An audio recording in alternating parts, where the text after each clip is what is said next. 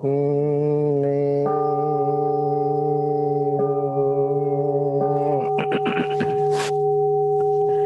morning and Happy New Year. Welcome to the Sunday service IBMC. This morning, as usual, we are going to practice the loving kindness meditation. After the meditation, our Dhamma teacher today, Sailesh Maharjan, he's going to give a Dhamma talk. After that, question and answer. The last item is chanting. So right now, Reverend Panyaloka is going to lead the meditation.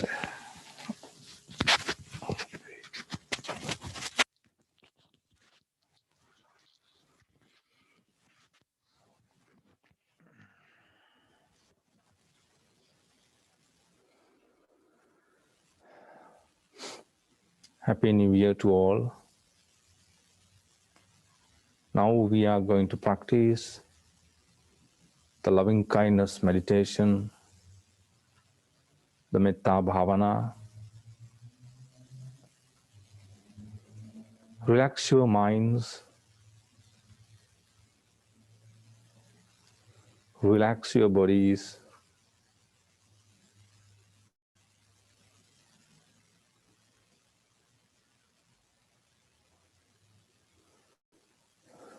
if you are comfortable, close your eyes and sit in comfortable positions.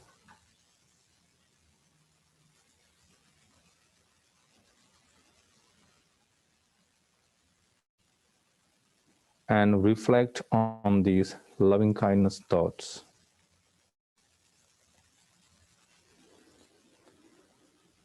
May my mind be filled with the thoughts of loving kindness, compassion, appreciative joy, and equanimity. May I be free from enmity. May I be free from ill will. May I be generous. May I be gentle. May I be relaxed. May I be happy and peaceful. May I be healthy. May my heart become soft. May my words be pleasing to others. May my actions be kind. No matter where I go in the world, in any direction, may I greet people with happiness, peace, and friendliness. May I be protected in all directions from greed, anger, aversion, hatred, jealousy, and fear.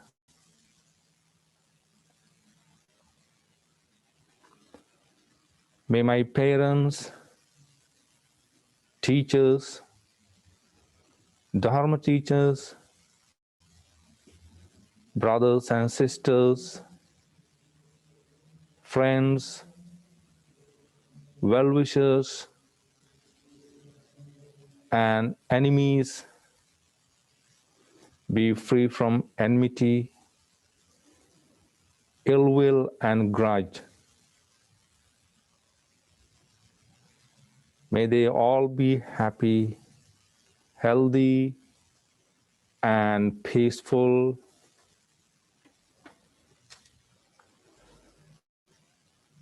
May each and every one of us be free from greed, anger, aversion, jealousy, and fear.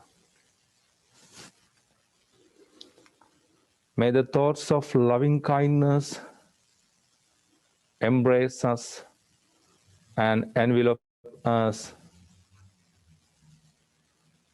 May every cell, every drop of blood, every atom, every molecule of our entire bodies and minds be charged with the thoughts of loving kindness.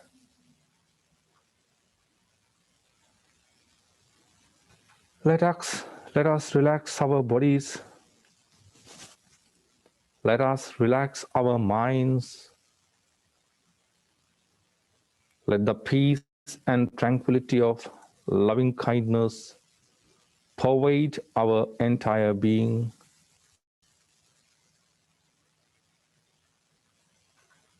May all beings in all directions, all around the universe, have good hearts. Let them be happy. Let them have good fortune. Let them be kind. Let them have good and caring friends. May all beings everywhere be filled with the feeling of loving kindness, abundant and measureless. May they be free from enmity, affliction, anxiety. May they all live happily. May all those who have harmed us be free from greed, anger, aversion, hatred, jealousy, and fear. Let these thoughts of loving kindness embrace them and envelop them. May all those who are in hospitals, suffering from numerous sicknesses, suffering from COVID, meet with peace and happiness. May they be free from pain, affliction, depression, disappointment, and fear. May all beings be well, happy, and peaceful.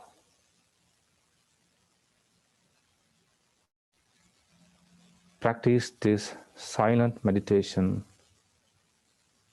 1 more minute.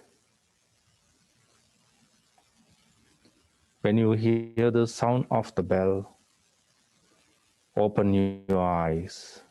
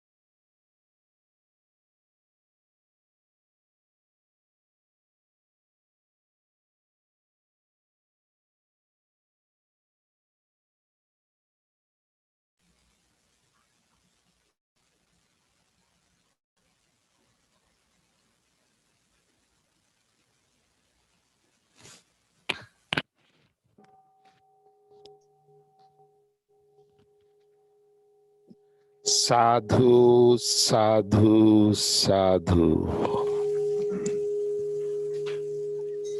Happy New Year, Silas. I believe you are there right now. Yes, you can start your Dhamma talk right now. Okay, Bhante, thank you.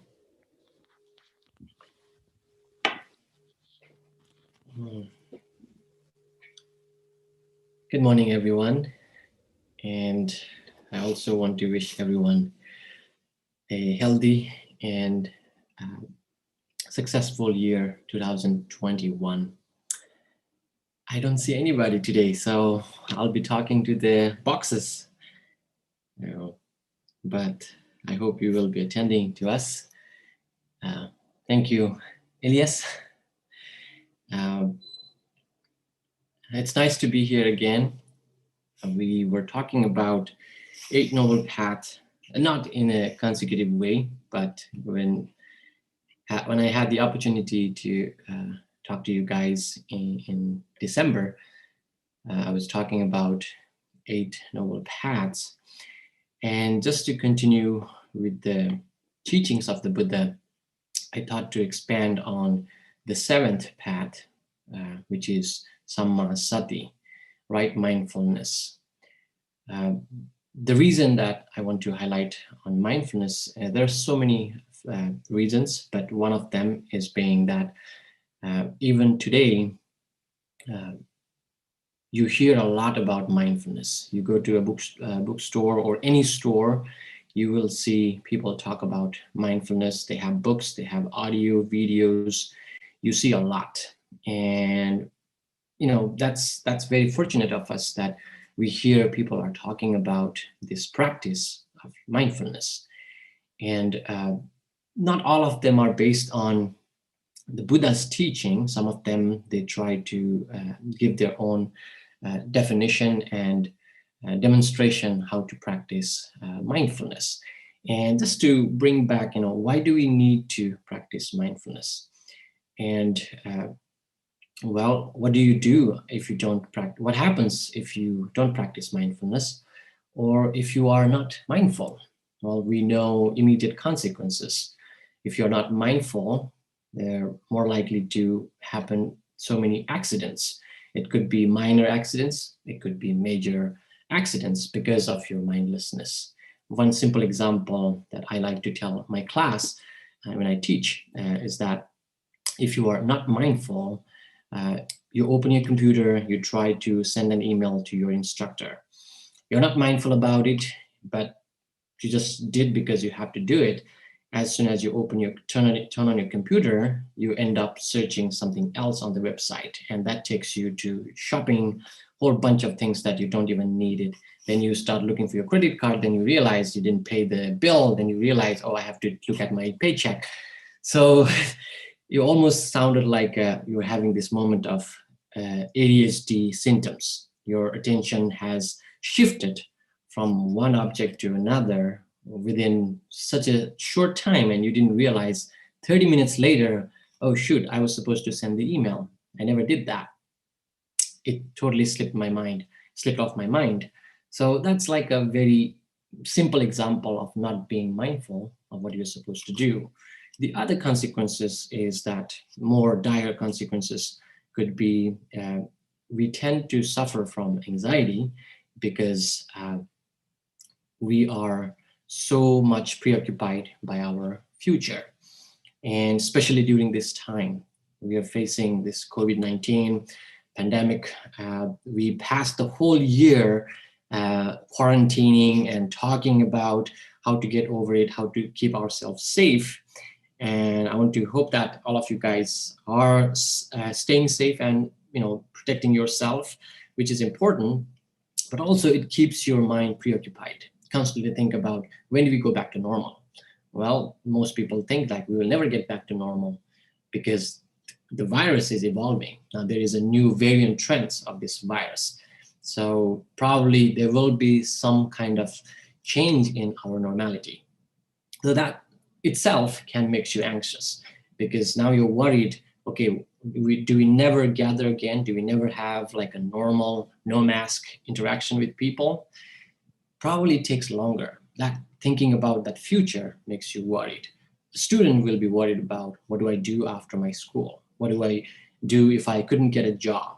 An employee might worry, what if I get laid off? What if I get, I will be, become jobless and I cannot support my family? So all these anxiety can come because we think so much about the future. And some people have a tendency to keep their mind to the past. They think too much about the past, constantly ruminating about what went wrong in their life. So that can definitely take you to this path of depression. You constantly blame yourself. It kills your self-esteem. You fear that, you blame yourself constantly, thinking it was my fault. I didn't do it right. I was not prepared. I didn't choose different career path. I chose this. Now I don't have a job, so on and so forth. So those two ideas, thinking too much about the past and thinking too much about the future, those are two causes, primary causes of mental disorders, which is anxiety and depression. And they come in different forms. Anxiety could be fear of being criticized. Anxiety could be fear of not performing well, or fear of having heart attack. That could be panic attack. And depression could come in many forms too. It could be chronic, it could be acute, it could be persistent. So thinking about these mental disorders, there is something to do with your mindlessness when you are not aware what's happening in the present moment. And that lack of mindfulness can easily hijack your mind. Your mind is gone. It went on a long journey without you. And you realized the biggest cost of spending so much time thinking about the past or the future is that you missed your life. That's the cost. That's the cost of mindlessness. You missed what is happening in the present moment. You're drinking your coffee, but you're also thinking about catching your train or sending your letter to your boss. You totally miss the taste of that coffee.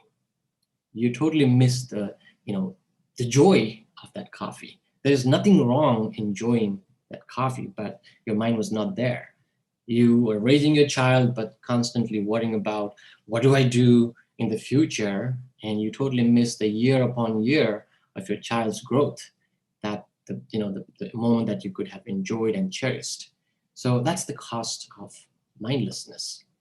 And people, those who realized the value of this mindfulness, they try to look at the past and look at those scholars from the past, like the Buddha, and they found something valuable from his teaching. And Buddha himself constantly reminded his students, my advice to you is to practice these 4 foundations of mindfulness. And this 4 foundation of mindfulness is the goal of practicing 8 Noble Paths. And that's why I wanted to connect with the previous lectures that we had. So 8 Noble Paths, starting from right understanding all the way to right concentration, they are complementary practice for this 4th foundation of mindfulness. I'm sure you have heard of this. In Pali, we call Satipatthana.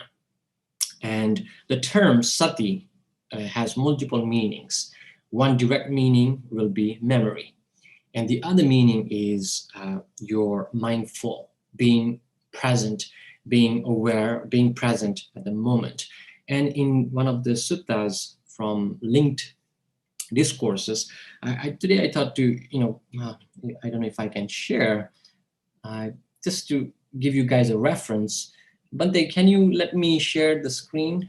Oh, I see it. Thank you, Bante. I can see the screen.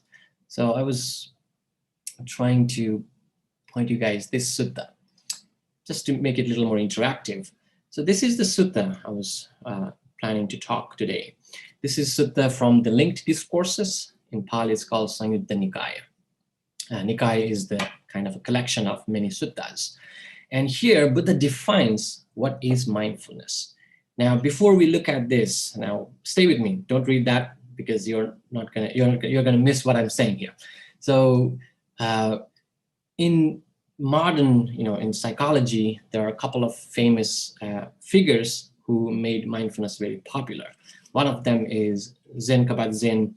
He is the researcher in Massachusetts, Boston, and he has developed a technique called mindfulness-based relapse stress reduction therapy. And that technique was developed to teach people with chronic pain, patients who have cancer, who have pain that doesn't go away. And his quote from Buddhism is, pain is inevitable, suffering is an optional. So if you are having physical experience of pain, you may not be able to put it aside because it's biologically true. You are experiencing that pain in your body, but suffering is your choice. Do you want to suffer with the pain, or you can choose to use that pain as a tool to observe it and not affect it to your mind, or at least try to diffuse yourself from that pain. So he defines mindfulness as paying attention to the present moment on purpose with non-judgmental qualities. So that's his definition. And he tries to define as there are features that we share in Buddhism. Paying attention to the present moment.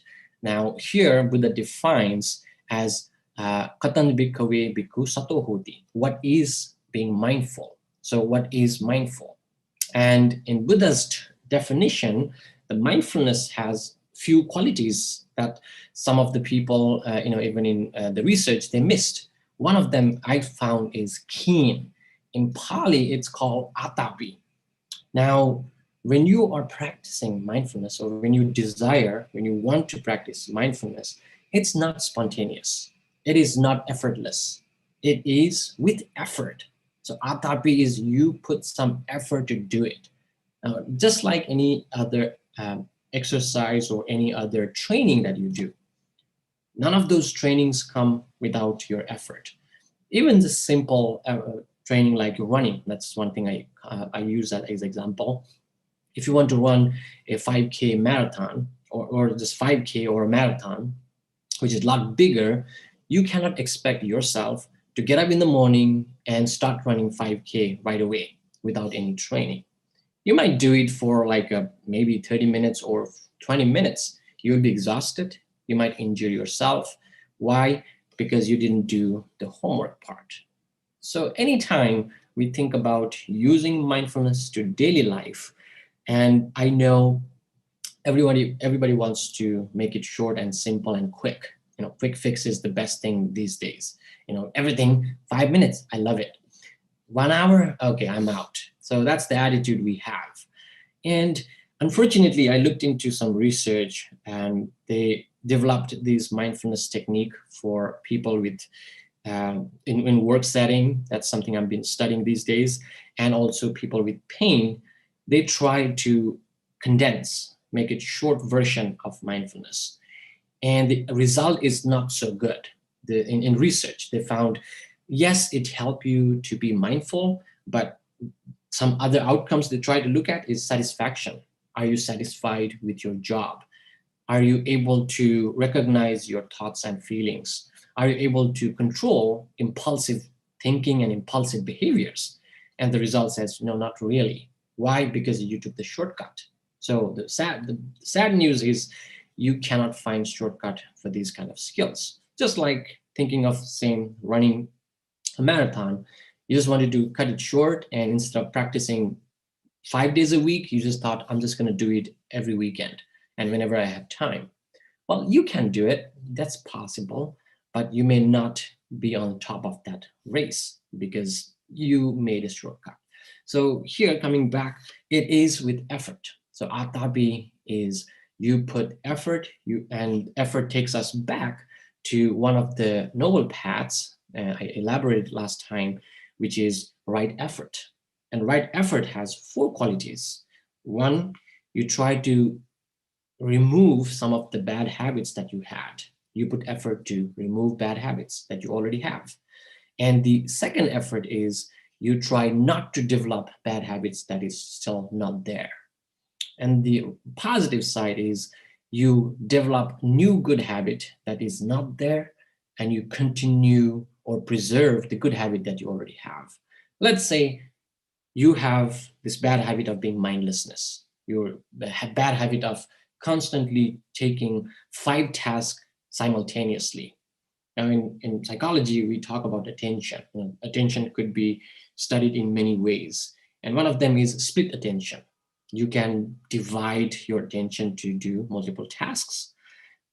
It works. And I'm not going to tell you it's not, we don't do, I do myself too. It works to some extent. But think of attention as the denominator. So anytime you have attention, that's 100%. I don't know if I can use the annotation. Yeah. So let me see if I can write on the screen. Oh yeah, I can write there. This is super cool with technology. So if your attention is 100%, now as you add more activities, you divide that. So if you have 5 tasks, your attention is gonna go down, right? So you will have only, I think I did my math wrong, probably I do the opposite, right? So if this is the numerator, so number of tasks will reduce my attention to 20%. So if you're doing 5 tasks simultaneously, you're only productive to get good result up to 20%. Even you are best in those 5, all of those tasks, you're not going to produce the best result. The quality will be lower and it will be a lot different. Let me give you one Buddhist analogy. There was a time, it's an ancient story, this king ordered asked this carpenter to build 2 wheels for his chariot. And the king told him, you have 6 months time, and I want you to build 2 perfect, best wheels for my chariot. And the carpenter took his time, 5 months, 3 weeks. He finished 1 wheel. And the king sent a messenger asking, are those wheels ready? And the carpenter said, oh yeah, I just finished 1. I'm going to finish the next one soon. So the messenger went back to the king, and after 6 months later, he asked to bring the wheel. The king asked to bring the wheels, and the carpenter presented both wheels. And when he presented both wheels, and the king was surprised because he knew by 5 months, 3 weeks, he has only done 1 wheel. And how did he manage to do second wheel within 1 week? And why did he take so long for 1 wheel and so short for the second one? And when he examined those both wheels, they look identical. They look almost identical. And king was surprised, and he asked the carpenter, what did you do? What's so unique about 1 wheel and the other? How do you know which one took longer and which one took short? And just to reveal his secret, the carpenter asked, king, please empty the street and roll these wheels without any attachment along the road. And he asked to roll those wheels, and it kept rolling as much as the force was there. And you can imagine the wheel that took 5 months, 3 weeks continued rolling, and it did not fall. It stood straight up. And the one that took only 1 week, it just collapsed after the force was over. And this is Buddha's analogy, and he gave explanation. So when you put much effort, the detail is inside. It is finely done. All the measurements are taken care of, and he goes on explaining. It's the same thing with your quality of work. When you put that effort, it will be a lot different than when you do it fast. So coming back here, so there is effort when you practice mindfulness. And aware. Now I'll define awareness in the second paragraph. And the other part is atapi sampajano satima. So you stay with one of the objects or foundation that you are always available with. You don't need to find a strange or magical light when you practice meditation. Buddha gave us 4 foundations, and those foundations never leave you until you die. It is with you all the time. And they are your body, your feelings, your mind, in Pali we call consciousness, and Vijnana, Chitta, and your thoughts. So those are 4 foundations of mindfulness. And uh, when you think of practicing mindfulness, you don't want to be too rigid. You don't want to choose one and, okay, I'm just going to practice mindfulness on my body no matter what. That is not going to yield good result. Why? Because now you are being too determined. You're stuck with one particular object, one particular foundation. But the idea is to use them as the anchor. Anytime you sit down, whether you choose your breath or you use your belly, those are 2 very commonly used objects to practice mindfulness. And we choose one of them. There's a reason. Why do I need to focus on breath? Why cannot I just listen to music and practice? Or why cannot I just look at something and practice? Now, the reason you don't use those objects is because those objects already have some kind of judgment, some kind of qualities applied. For example, you play music. Music could be bad or good. Now, it's subjective to say which means music is good or bad. Some people might meditate on rock star musics, right? They're like a metal rock music and they might be able to focus. Some people might find that cacophony. Now, those meditation will be hard to remain in the path. Now, breath, do you love your breath? I don't think so. Do you hate your breath? That's hard to believe too, right? People are suffering from breathing because of COVID. So breath is so neutral. There is no attachment to it and there is no anger to it. We don't hate breathing, but we don't like, super happy. Oh my gosh, today I can breathe. Yesterday I couldn't breathe. No, that's not the case. Breath is neutral. And the other thing is it's always present. Breath is always there. It doesn't leave you. Even you're sleeping or your deep breath, shallow breath, it is present all the time. And it doesn't have any good or bad thing attached, at least most of the time. Some people might have complained because they might have some health conditions. But in general, people are normally okay with the breath. It doesn't have any clinging or attachment or hatred. So that's a good object. And the other meditation technique for mindfulness practice is your belly. Now, it's not very well-known approach, but something you can try. Why? Because for beginners, paying attention to breath is too subtle.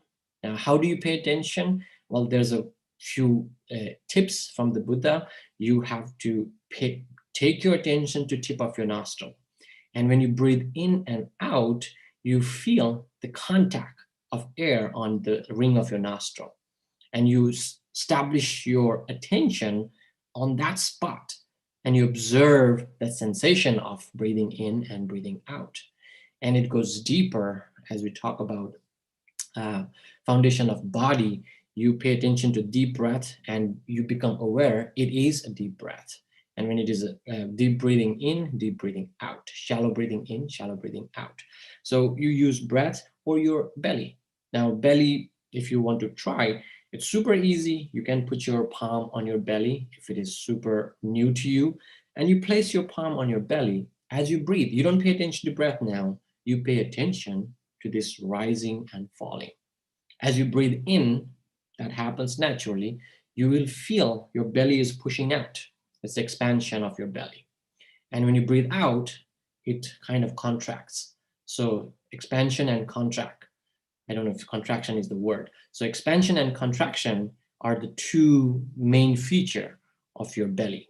To keep it simple, we call it rising, falling, rising, falling. And you sense that. It's not verbal utterance. When you practice meditation, it's not like you're chanting that word, breathing in, breathing out, and disconnected from your actual breath. That is not mindful. You are actually unmindful. The mindfulness is it's not almost, it's like an inner voice. It's not even repeating the word or saying the word, but you becoming aware, like breathing in, breathing out. That is, you try to keep your attention with the experience. It's not separated. You miss a breath. Let's say you're practicing breathe in and breathe out. You missed one breath. Don't blame yourself. Oh, I was such a silly to miss one breath. How could I do that? Then you missed another few because you're blaming yourself. So if you missed, forget about it. Stay what is present. Now that's where Buddha advised us to be mindful of your body, and the other part is be mindful of your feelings. And as like I was telling earlier, you chose breathing or belly as the starting point of your meditation. As you go, sometime you start feeling pain in some part of your body. Now you remain flexible, you remain curious about experience. That's what I like. When you think of defining mindfulness, there is a layer of curiosity. I have 1-year-old baby. She is super curious about everything, and that curiosity is necessary for meditators. As if you never heard of it or never seen, you would go and inspect every aspect of it. Same thing with your pain. You experience pain rather than like immediately developing aversion, which is Buddha asked us not to do. Anytime you feel good, so Buddha said, Vinaya loke abhijja domanassa. So that in Pali, it means you try to rid of desire and aversion, not the world. I don't like the translation here. In Pali, uh, about the experience, that's better. So about the experience, you don't cling because, oh my goodness, this is divine, I love this, I want to keep it longer. That's, you're attached to it. And immediately when you feel pain, this is so awful, I don't like it, just push it away. That's the aversion. Now, the purpose of sitting down and practicing mindfulness meditation is whatever comes there, you're open to it, you're curious about it. You see that as a new experience and you observe the aspect of it. That's what you pay attention. So the feeling part, the shifting from body to your pain, it should happen spontaneously. As soon as you feel pain, you notice there is strong sensation coming from your back or your buttock or your shoulder. You stop paying attention to your breath. You take your attention. It's almost like you're walking from your nostril to your back of your body, and you observe that part of the pain. And when you look at that pain, again, suffering is your choice. You can either suffer with that pain. You can tell, oh my goodness, this is horrible. It hurts so much. Now pause there. Whether you say it hurts so much or you say like, I don't care, the pain is not going to change its nature. It is there as it is. You take it as bad, which makes you suffer. Now you are suffering because of that physical pain, but you choose, instead of suffering with the pain, I'll take you to the second part of definition where Buddha gives here. Katanja bhikkhave bhikkhu sampajano. Now, what is aware? So what is awareness? So the Buddha's definition of awareness is bhikkhuno vidita vedana upajjanti. Now, your job is to know feelings as they arise. Now, you're not going to suffer with the pain. Now you're observer. You are sitting there, looking at your back, noticing that as the pain arises. And your job is, again, labeling it as pain arises. And they remain. So the pain is still there. You don't need to torture yourself. The pain is still there. And as they go away, you notice pain has subsided. Pain has gone away. Now, that is for the feeling part. You can feel either good, bad, or neutral. Anytime you notice one of those, stay with that. And this will take a couple trials. It's not going to happen over one time. When you are new to practicing mindfulness, you want to keep it simple. You don't want to go too much in detail. Just notice it, and label as it is. Now, this is not intellectual, argument. When you talking about mindfulness, it's not like you're trying to argue me out, or win yourself, or beat me up on this argument. It is about your experience. It doesn't happen until you sit down and observe your pain. If you just keep talking about it, well, I cannot remove my pain, or I cannot focus on my pain, that is not going to change anything. What happened is, because of pain, you chose to suffer instead of using that as a tool to overcome suffering. And the next part is chitta. Chitta is consciousness or mind. Now, while you're sitting there, you started with your breath, and pain distracted you. You use that as an object to practice mindfulness. Let's say, as you continue sitting, your mind will distract you now. Your mind start thinking about, what am I doing? This is waste of time. I'm supposed to, prepare for the week. New Year started. Today is 3rd already. I have whole things, so many things to catch up on. Start filing tax and do all the random chores. Mine is now wandering. It has lost the track. As soon as that happens, instead of like pushing it away, those thoughts, your job is to be aware of your mind itself. Now, only mind has that quality. Your sight cannot do that. Your vision cannot be aware of your sight, or hearing cannot be aware of your hearing. Only mind can be aware of your mind. That's the beauty of our mind. It can be aware what is the content of the mind. And pushing away things always work in the, it produces a reverse effect. For example, the very famous example is like, if I ask you to close your eyes and don't think about white elephant, the harder you try, the stronger that thought becomes, because there is a rebound effect. You chose that thought not to have it in your mind, but you already chose it, so it is always present. So pushing away is not going to work. What the Buddha advised us is here, the second part. Vidita vitakke upajjanti, vidita upattanti. So know thoughts as they arise. Now your job is to be aware there is a thought arising in my mind, rather than looking into the content, looking into inspecting the content. What are those thoughts, good, bad, and positive, negative, and going on with the thoughts on and on, which doesn't help. Your job is to, there is a thought arising, and it is still there, and it has passed away. So that's the second part of the awareness. When you try to be aware of your thought, inspect arising, sometime lasting, and passing away. And again, this is not about argument, it's the practice. When you do that, one thing I can tell you from my experience and from the teaching is that as soon as you become aware of your thought, that thought becomes weaker, because you didn't try to push it away. You, as if you are the cop. When cops see somebody's misbehaving, their misbehavior immediately goes down. So as soon as you focus your mind on the mind itself, mind will become alert. It will like, wait, somebody's watching me, or somebody's looking at me. So it tries not to continue with that proliferation, making more thoughts of that. And the next part, I'm making it very short, but in detail, there's more in content. But at least I'm trying to give you a sense, when you practice mindfulness, there are a few options for you. You can start with your body, you can look at your feelings and thoughts. And the fourth one is the content of your consciousness, which is thoughts.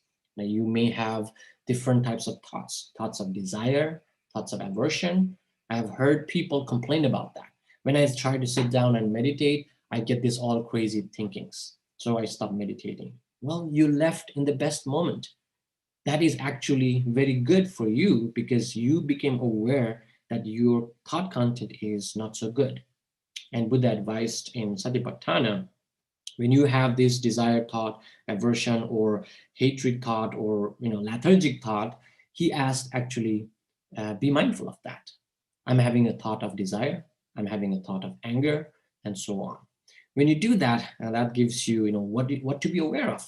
Vidita sanya upajjanati. Now, as soon as you have a thought, now thought is a second-hand production. It's not second-hand experience, because from seeing something for the first time, that is first-hand experience. For thought, it has to use something from the past.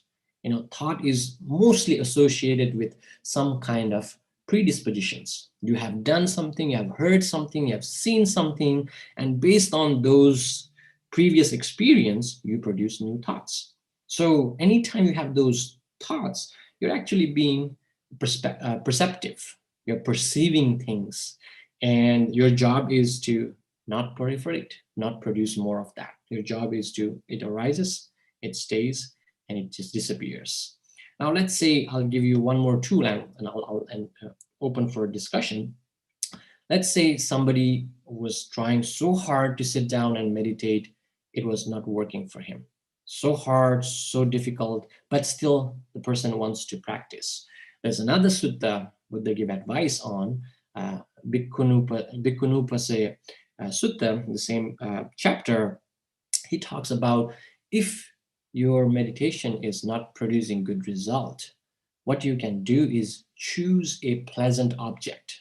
Now, it's not pleasant, I would say choose a inspiring object. Now, inspiring object comes from having some level of confidence in these teachings.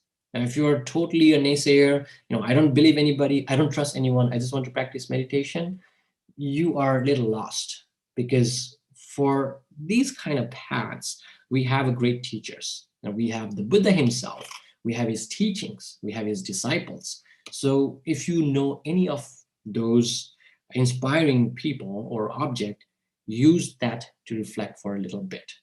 And you choose that, let's say you chose to think about the Buddha for a few seconds. In that moment, your now focus is the Buddha himself. And you think about the Buddha, how he managed to overcome defilements, how he managed to become an enlightened and teach his Dhamma. And staying with that thought for a few seconds will make your mind lifted. It uplifts your mind, it brings you joy, it brings you more focus. And once you're focused, you can continue practicing mindfulness. So thinking about mindfulness and the definition, it has a few parts. Right? You use it as an amazing tool to cultivate this skill. And Buddha gives this, make it a little more interesting with this, his analogy. I'll tell that and I'll stop with that part. So he said, what is this mindfulness of body? In one of the suttas, Buddha gave this analogy. There was a big carnival and they heard about this superstar girl coming to the carnival.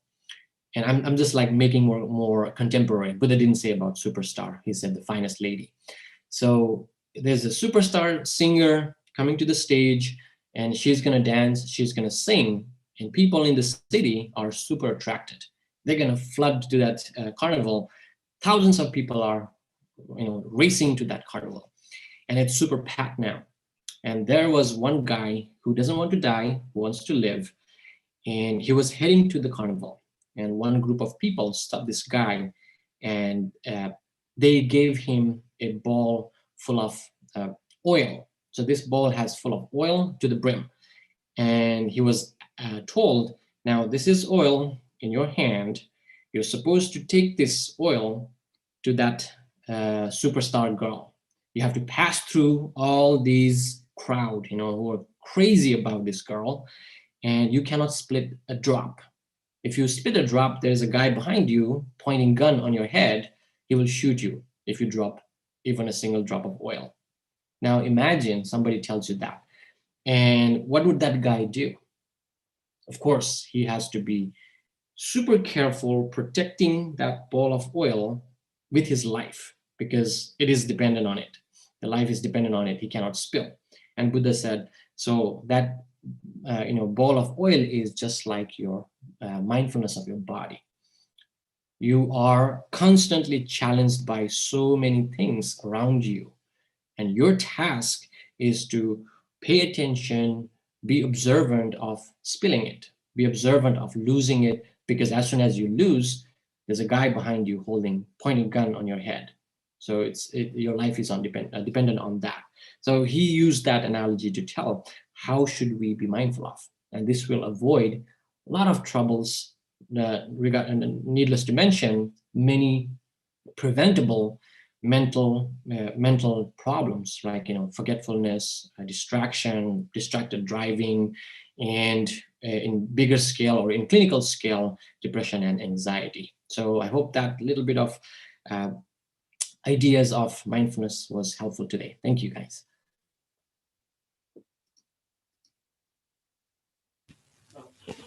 Thank you, Mr. Sailesh. It's a great talk. If you have any question, you can ask right now.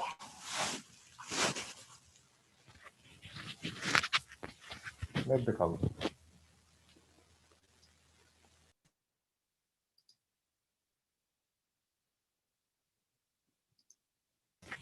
Yes, Celine, you can ask your question. Well, it's I do have a question, but also do have something to say. The Sutta Central has an app on the Android App Store if anybody's interested in downloading the app, so you don't have to log into the web. Thank you, Sailesh, for your talk. I do have, the question that I have is, you were mentioning how attention is limited. How about feelings of compassion? Are those limited, and therefore do we have to guard them as well? That's a good question. What's your name, sir? Selvin? Selvin, yes. Selvin, yeah. Now, when I say attention has limit, it is like choosing a task, right? When you try to execute a task, and if you choose multiple tasks, then of course you have to split your attention. And in research, they have studied these people, asking this one young lady who's a multitasker to drive a car while having conversation with the passenger in the seat, drinking a coffee, listening to music, and try to answer how to solve a math problem. So there are like so many tasks involved, and she failed in most of them because she had to shift attention. That's another thing. When you switch from one task to another, it drains more energy than just continuing one task. So that's a different part. The other part of your question was, does it limit in your loving kindness or compassion? In Buddhist psychology, Abhidhamma, Buddha names those four sublime qualities as a limitless thought. Now that is, from Buddhist psychological perspective, it can be spread to a limitless boundaries. So you can spread to all the way across the universe, and it become a strong object of concentration. So that does not have a limitation. I think that's that's a limitless practice of loving kindness, limitless practice of compassion, and other two, sympathetic joy and equanimity. Thank you so much. I appreciate it. I don't know if I answered your question, Selvin. Yes, you did. I think the way you answer is attention. We switch from one to another. With loving kindness, it can be out there, like limitless. So yes. Yeah, you're practicing loving kindness, and of course, if you try to do loving kindness, then mindfulness practice, then another task, then you are not fully in one of them, any of them, right? But you are doing your practice of loving kindness, and you continue expanding on that. It can go beyond just like a small group, and that's why it is called. I'm trying to think of Pali term. The translation is unlimited or limitless. You did answer it. Thank you again.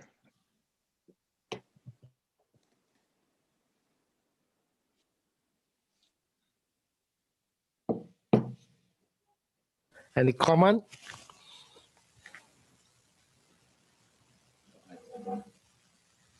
I have a question. Yes. Yes. Oh, hello. Thank you.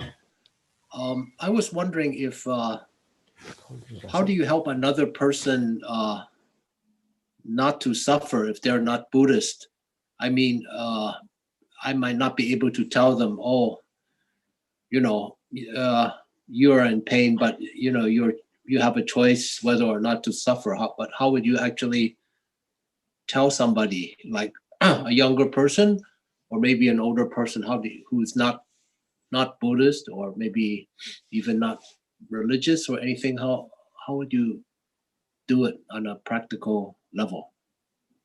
Thank you. Thank you for that question. I think we did talk about a little bit on this last time with your question. You were talking about the guy who was sick last time. So in the same way, people, I don't think they need to be religious or Buddhist to mitigate their suffering.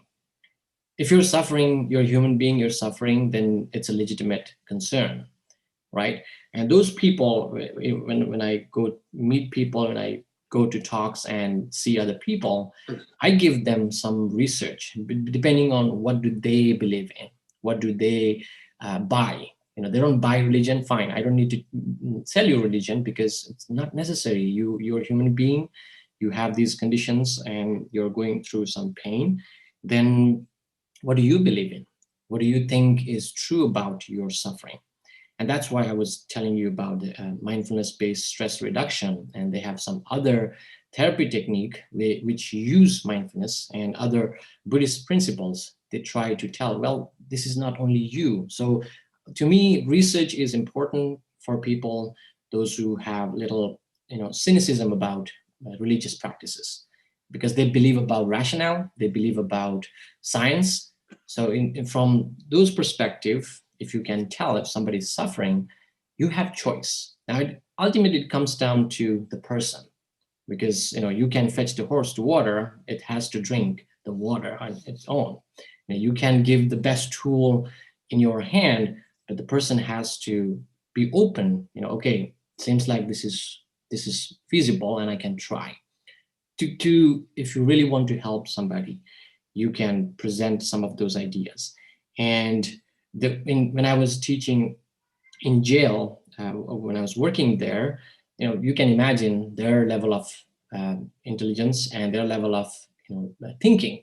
They don't have much mature thinking. There's a super high on drug all the time, done multiple crimes, multiple time in and out in jail. So I taught them mindfulness. I taught them how to meditate. Never talked about Buddhism, never talked about why do you need.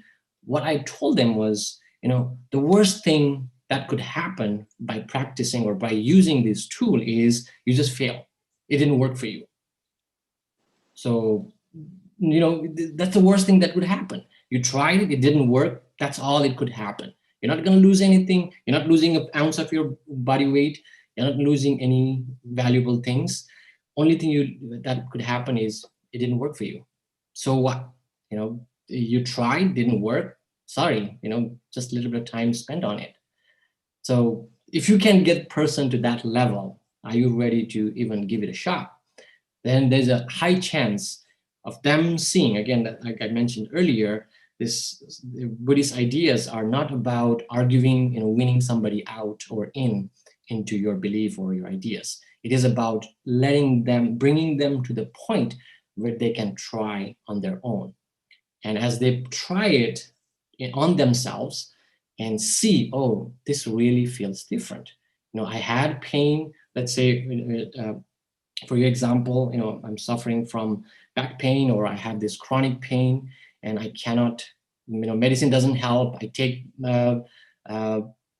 this medicine, but it only lasts for an hour or two and the pain comes back. So I tried your technique and it at least released me from pain for a minute. So that's where you win. That's where you can convince them this will work for you. So the point is, can you take them to that point and giving them scenario? Nothing to lose. Only thing that could happen is it doesn't work for you. Okay, thank you.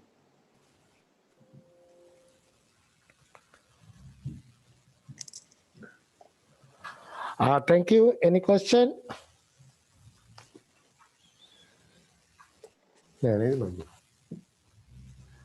All right. It looks like no more question.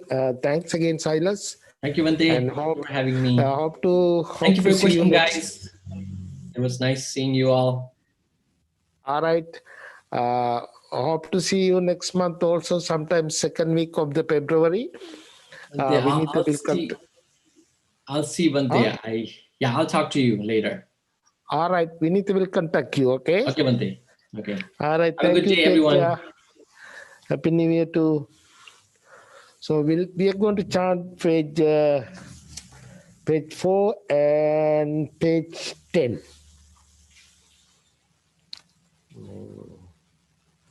Only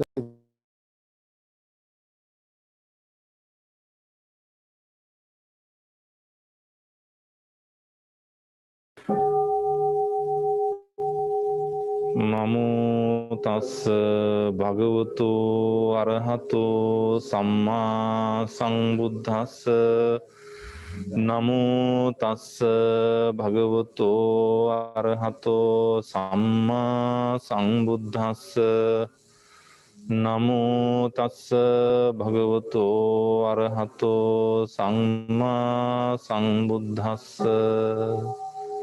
බුද්ධං සරණං ගච්ඡාමි ධම්මං සරණං ගච්ඡාමි සංඝං සරණං ගච්ඡාමි.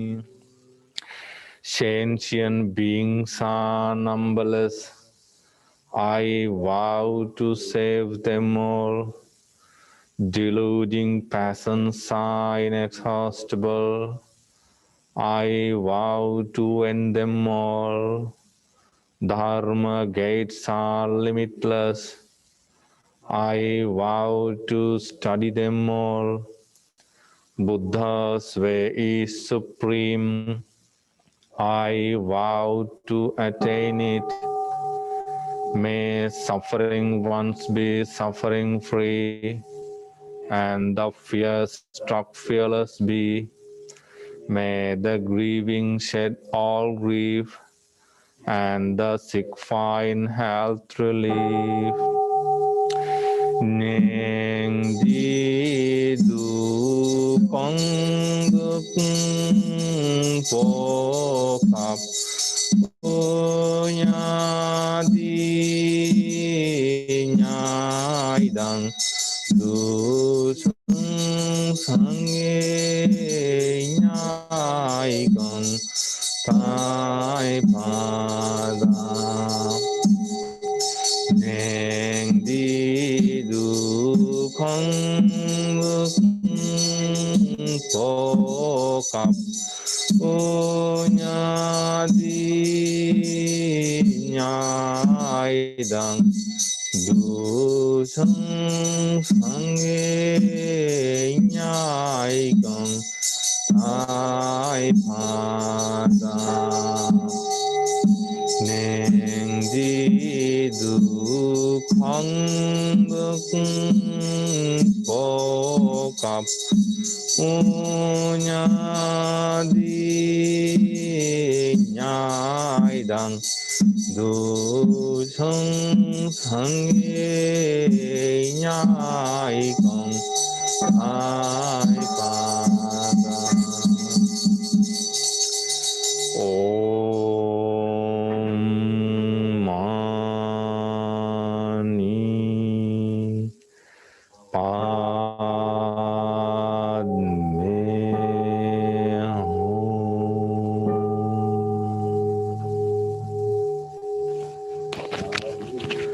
Sadhu, sadhu, sadhu.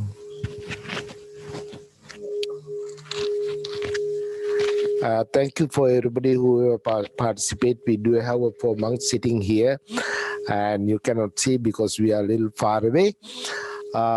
Next week, Reverend Kusala is going to give a Dhamma talk, and the 3rd week of this January, I believe the Chandana Bhikkhu is going to give a Dhamma talk. So thank you again being with us, and Happy New Year for everybody. By the power of the Buddha Dhamma and Sangha, you will be well and happy. Thank you. Sadhu, sadhu, sadhu.